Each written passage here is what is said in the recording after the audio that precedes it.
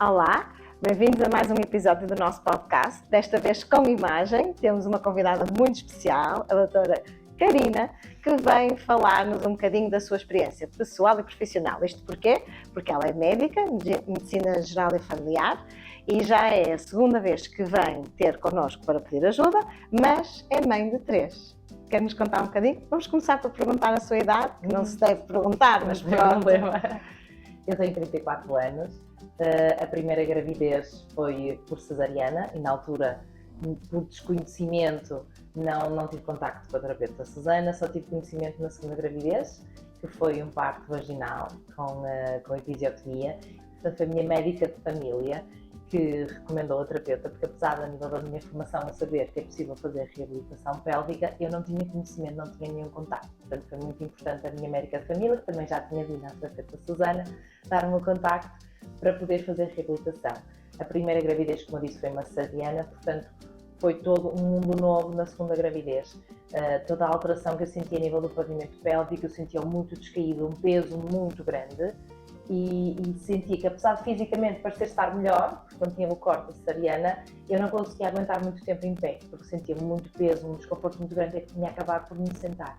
Claro que também a nível da cicatriz, toda aquela fibrose local que existe, também foi muito importante toda a terapêutica que a Susana também fez, que me ajudou a fazer a reabilitação. É importante também salientarmos para as pessoas que ainda não foram mamãs que não é obrigatório ter cicatriz. Já há técnicas que se podem usar de massagem, alongamento do pavimento pélvico para evitar. Mas para aquelas mamãs que já tiveram um bebê, até pode ser no passado, e que tenham problemas, porque há assim uns rótulos que o nosso cérebro precisa de encontrar para...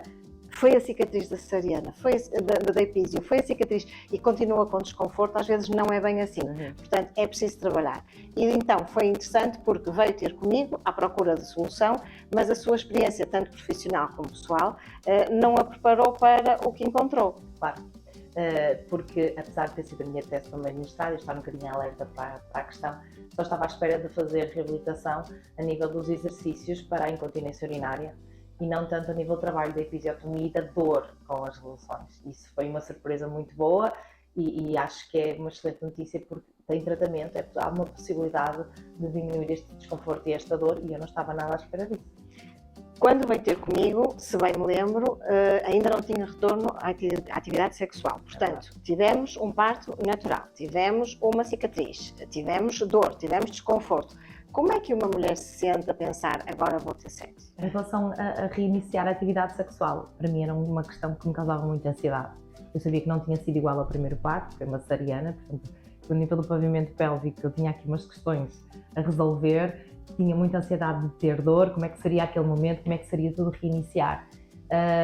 Claro que primeiro eu tinha que ter uma orientação a nível do ginecologista, que me observou, fez a consulta de revisão do parto, disse está tudo bem, podes iniciar, mas mesmo assim havia muita ansiedade, será que eu vou sentir dor, como é que vai ser, será que ele vai sentir que está diferente, que está mais largo, e portanto tudo isto me causou muita ansiedade e obviamente que o primeiro episódio, o primeiro momento que nós tivemos não foi assim tão bom, pelo menos para mim a nível psicológico, estava bastante ansiosa. E só começou comigo depois de ter tido retorno à atividade sexual, lembra-se? Não, comecei primeiro com Também. Portanto, já tinha algum conforto da minha parte. Exatamente. Que iria ser sem dor ou que poderia haver um bocadinho de dor, mas que seria algo que já conhecia por causa do tratamento que fez comigo.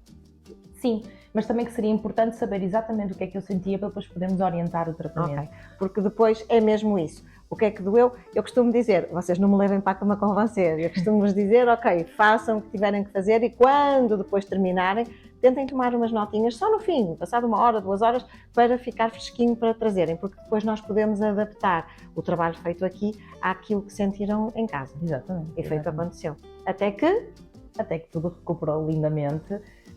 Penso que tive dor em 2 ou 3 relações e trabalhamos cá e fiquei perfeita, sem qualquer dor, sem qualquer problema. Mesmo da segunda gravidez, estou a trabalhar, estamos a fazer o nosso trabalho e estou a recuperar muito bem também, o que é uma boa notícia, porque há esperança.